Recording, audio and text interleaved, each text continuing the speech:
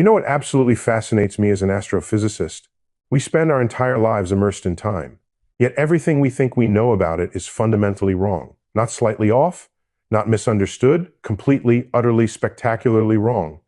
Every second of your existence, you're experiencing the most mysterious dimension of reality. And your brain is lying to you about what's actually happening. The time you feel flowing past you, it's not flowing. The universal now you think you share with everyone, it doesn't exist. The past you believe is gone forever. It might still be there. As someone who studies the cosmos, I need to tell you something that will shake your understanding of reality itself. Time is not what you think it is. And once I show you what time really is, you'll never experience a moment the same way again.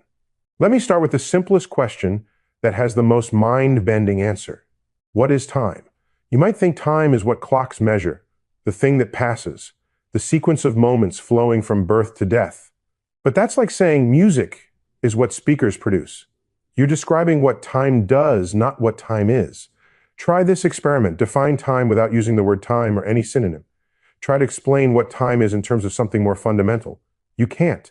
Nobody can. We are like fish trying to describe water, so immersed in time that we cannot step outside it to see it clearly. But physics has revealed truths about time, so counterintuitive, so alien to human experience that they shatter everything you think you know. These aren't theories or speculation. These are facts measured and confirmed with extraordinary precision. Here's the first revelation that changed everything. Time is not universal. You assume a second is a second is a second everywhere in the universe. Whether you're on Earth or in space, moving fast or standing still, at sea level or top Mount Everest, this assumption is catastrophically wrong. In 1905, Albert Einstein demolished this assumption forever. He showed that time passes at different rates for observers moving at different speeds. Not metaphorically, not as a trick of perception, actually physically measurably different. If we start with identical atomic clocks, perfectly synchronized, and you take a journey at high speed, while I stay here, when you return, our clocks will disagree. Yours will show less time has passed than mine, not because your clock is broken, but because time itself passed more slowly for you. This isn't science fiction. Every GPS satellite in orbit above us must account for this effect. Their clocks run faster than clocks on Earth's surface because they're moving and experiencing weaker gravity. If we didn't correct for relativistic time differences, GPS would accumulate errors of 10 kilometers per day. Your navigation would be useless within hours. But speed isn't the only thing that warps time. Gravity does something even stranger. Einstein's general theory of relativity revealed that mass and energy don't just bend space, they bend time. The stronger the gravitational field, the slower time passes. Right now, time is running slightly slower at your feet than at your head because your feet are closer to Earth's center, deeper in the gravitational well. The difference is minuscule, about 90 billionth of a second per year. But it's real. In 2010, scientists at NIST proved this by placing two atomic clocks just 1 FT apart vertically. The lower clock ticked slower exactly as Einstein predicted. Your head is literally aging faster than your feet. Near a black hole, these effects become extreme. Time slows so dramatically that what seems like minutes to someone falling in corresponds to years, centuries, even millennia for a distant observer. At the event horizon, time essentially stops from an outside perspective. This brings me to something that will fundamentally alter how you think about existence. The personal nature of time. Ever. Why object in the universe carries its own time? Your wristwatch and my wristwatch are not measuring the same time. They cannot be. Physics forbids it.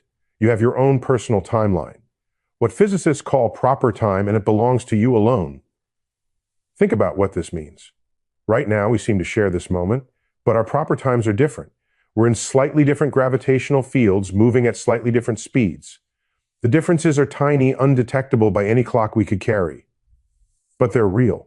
If we separated and took different journeys through space-ame, the differences would become significant. We would age differently, experience different durations, live through different amounts of time. Your time is yours and only yours. Let me show you how profound this gets. In particle accelerators, we create muons, unstable particles that normally live for 2 millionth of a second before decaying. But when these muons move at 99.9% the speed of light, they live 20 times longer from our perspective. This isn't because the decay process slows down. This is because time itself slows down for the moving muon.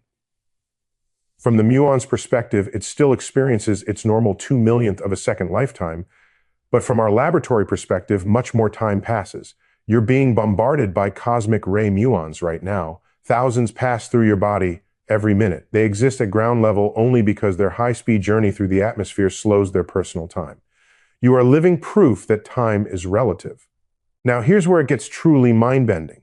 If time passes at different rates for different observers, then simultaneity itself is relative to events that happen at the same time for you might not happen at the same time for someone moving relative to you. Your now is not my now. The present moment you're experiencing is not universal. There is no cosmic clock ticking off universal seconds that everyone shares. The aliens in the Andromeda galaxy, if they exist, do not share your present moment.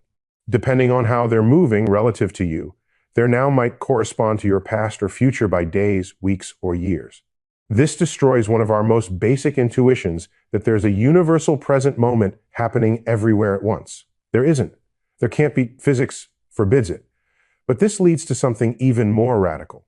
If there's no universal present, if simultaneity is relative, if different observers disagree about what's happening now, then when exactly do things exist? Many physicists believe the answer is always. Past, present, and future all exist equally in what we call the block universe. Your birth exists. Your death exists. Every moment in between exists. They're all equally real, equally part of the four-dimensional structure of space and me. This isn't philosophy. This is physics. If Einstein's relativity is correct, and every experiment confirms it is, then the block universe seems to follow inevitably imagine space-time as a loaf of bread. Each slice represents a moment in time containing all of three-dimensional space. In our experience, we feel like we're moving through the loaf, experiencing one slice after another. But relativity says there's no objective way to slice the loaf. Different observers slice it differently. If only one slice is real at a time, then different observers would disagree about what exists. Your reality would be different from mine. Not just your perspective, but actual reality itself. The alternative is that all slices are equally real. The whole loaf exists, every moment exists. Past, present, and future are all part of the eternal block. If this is true, then your childhood hasn't disappeared. It's still there, still existing, just located at a different position in four-dimensional space in me. And your future already exists too. The moment of your death is already part of the block, already real. This might sound like fatalism, but it's more subtle than that. Your choices are part of the block too. When you make a decision, you're not creating something from nothing. You're experiencing something that was always part of the eternal structure. But wait, if all moments exist equally in the block universe, why do we experience time flowing? Why does it feel like the present is constantly becoming the past, while the future becomes the present? This is one of the deepest puzzles in physics, and the answer reveals something profound about consciousness itself. The flow of time might be an illusion created by memory. At this moment, you have memories of 5 minutes ago. Those memories are physical states in your brain existing right now. They create the impression that 5 minutes ago led to now that time has flowed. But if the block universe is true, 5 minutes ago is still real, still part of the block. And at that moment, 5 minutes ago, you had memories of 10 minutes before that. Each moment in the block contains memories of previous moments. Each moment feels like now when you're experiencing it. The sense of flow emerges from the structure of memory at each moment, not from any actual motion through time. Every moment feels like the present because each moment contains the experience of being present. Here's what really bends my mind as an astrophysicist. You think you're standing still in time right now, but you're not. You're moving through space-time at the speed of light always, without exception. Let me explain this cosmic revelation. In four-dimensional space-time, you have a velocity through both space and time combined. The magnitude of this velocity is fixed at the speed of light. When you're sitting still in space, all of your motion is directed through time. You're racing through time at 300,000 km. But when you start moving through space, some of your space-time velocity gets redirected. You're now moving partly through space and partly through time. Since the total is fixed at light speed, moving through space means you move less through time. Time slows down. This is why nothing with mass can reach the speed of light. At light speed, all your motion would be through space and none through time. You would exit time completely. For massless particles like photons, this is exactly what happens.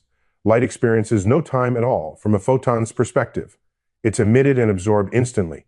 no matter how far it travels. You are always moving through space-ame at light speed.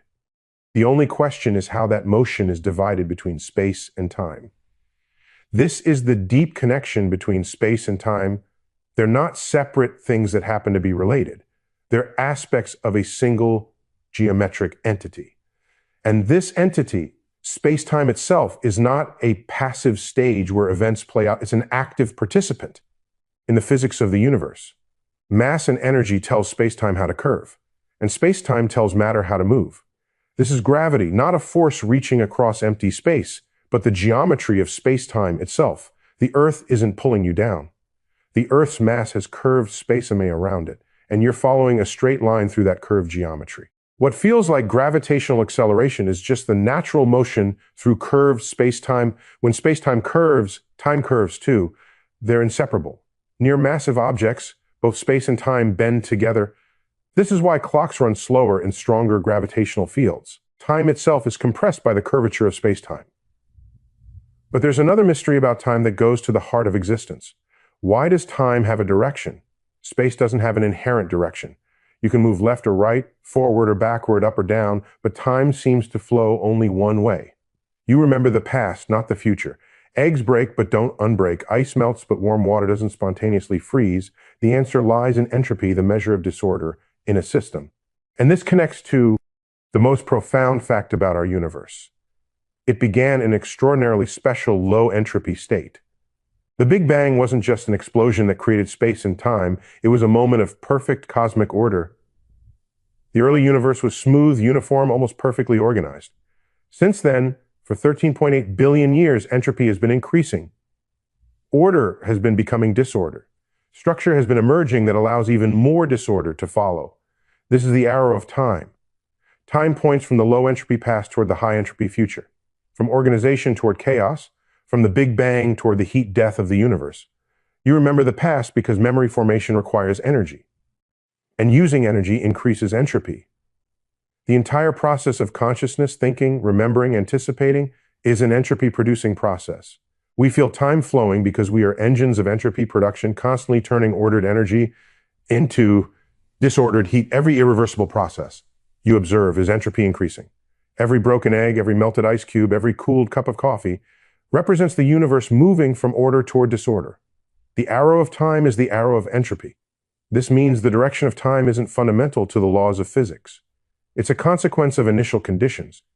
The universe began in a special state, and we're living through the aftermath of that cosmic organization gradually dissolving into chaos. Eventually, trillions upon trillions of years in the future, the universe will reach maximum entropy. All the stars will have burned out. All the black holes will have evaporated. All useful energy will be dispersed into uniform, featureless heat. The universe will be in thermal equilibrium. No gradients, no differences, no processes. In this heat death, the arrow of time will have nowhere left to point. Time in any experiential sense will cease to exist. But here's what I find beautiful about our cosmic situation. We exist because the universe began in a special state. The entropy gradient from the Big Bang is what powers all of life. The sun pours low entropy light onto Earth. Plants capture it. We eat plants. And the entire web of life rides this entropy wave from order to disorder. We are temporary patterns of organization surfing the cosmic tide from the Big Bang to heat death. We exist in the narrow window between perfect order and perfect chaos, in the sweet spot where complexity can emerge and consciousness can contemplate its own existence. This brings me to perhaps the most mind-bending aspect of time that keeps me awake at night. You are not just experiencing time, you are creating it through observation. In quantum mechanics, we've discovered something extraordinary about the role of consciousness in the universe.